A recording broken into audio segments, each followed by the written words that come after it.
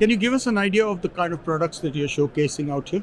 Okay, so we are showcasing our standard range, which is mini cameras, compact cameras, and then our PTZ range.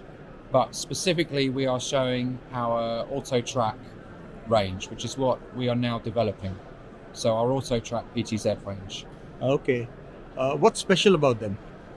So what is special? That's a great question. So for a start, we are producing a very affordable compact auto tracking camera, which is this one. It is based on a PTZ camera that we produced, a CV605, very popular, affordable entry camera, and I think probably ended up being better than we expected it to be. And our customers loved it. So the next question was, could you have a tracking version of this camera? So yes, we could. And the next question was, instead of 5 times zoom, could it be 10?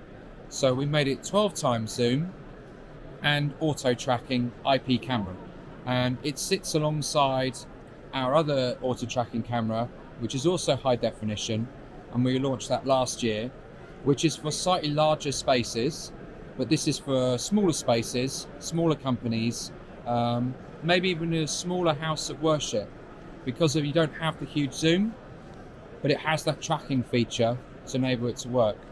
And then what we will do beyond that, this is a prototype of a 4K auto track camera with 25 times zoom. And the idea will be that will be for larger atriums, so very large conferences, maybe even cathedrals, large house of worship.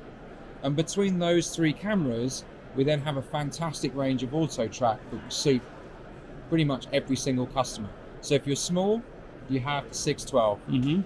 If you're a little bit larger, you'll have the 620. If you need the 4K version, you'll have the 625. Why is the 4K important?